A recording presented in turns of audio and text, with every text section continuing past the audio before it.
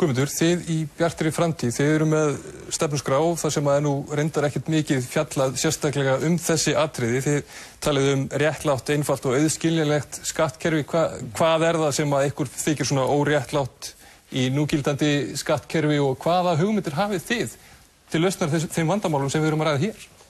Já, Björt framtíð stofnuð meðal annars vegna þeirra tilfinningar okkar að við stöndum núna á tímapunkti þar sem við höfum í raun og veru ekki efnahagsplan. Og við leggjum fram efnahagsplan. Kjörtímabilið einkenndist af því að við rauninni mistum fjárhagslegt sjálfstæði, Íslendingar.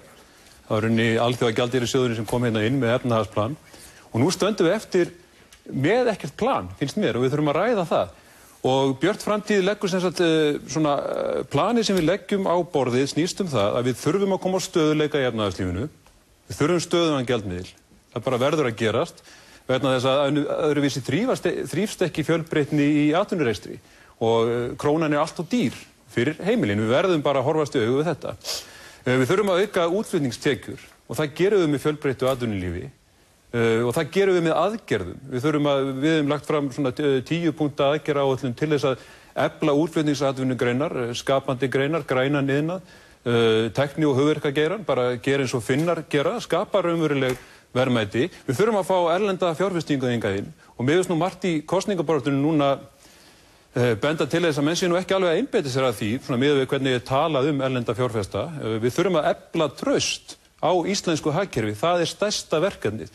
Til þess kom Alþjóðagjaldeyrissjóðurinn hérna inn til þess að aðstoða gjaldþrota þjóð og nú þurfum við að ákveða hvernig við ætlum að efla traustið og auka þá hagsæld og farsæld hérna til frambúðar og svo þurfum við að sýna mikinn aga í ríkisrekstri og við þurfum að byrja að vera vitur fyrirfram en ekki vitur eftir á og mér finnst núna kosningabaráttan að vera svolítið mikið þannig eins og maður sé við erum komin inn í einhvern svona risastóran frúin í Hamborg leik þar sem við erum að spyrja okkur hvað við ætlum að gera við peningana sem frúin í Hamborg á okkur en þeir eru ekki fastir í hendi og ég hef bara sterka tilhneigingu til að segja strax bara já, nei og svart og hvítt og taka ekki þátt í þeim leik. Þetta snýst grundvallaratriðin að koma hér á stöðugu, fjölbreyttu efnahagsumhverfi sem skapar farsæld til framtíðar. Hvernig gera stjórnmálamenn það?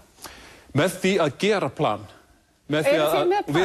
Hvert ykkar plan? Þetta það sem við köllum leið A, einfaldlega vegna þess að við erum með XA og vegna þess að við upplifum umræðina þannig að við erum hérna endalaust að tala plan B. Það virðist til dæmis eins og þessi eitthvað búin að ákveða eitthvað staðar að við ætlum að hafa krónu til eilíðar. Krónan lausnin á vandanum sem ríkissjóður í sem við erum búin að vera að tala Að taka upp annan gjaldmiðil og klára Evrópusambandsviðræðurnar dálítið sem við leggjum þunga áherslu á. Og bara það að segja, þetta reynsla annarra þjóða, bara það að segja hver stefnan í gjaldmiðilsmálum. Þær þjóðir sem hafa sagt að þær stefni að evru, það hefur strax minnkað áhættuna í hagkerfinu. Það hefur strax leitt til þess að vextir hafa farið niður.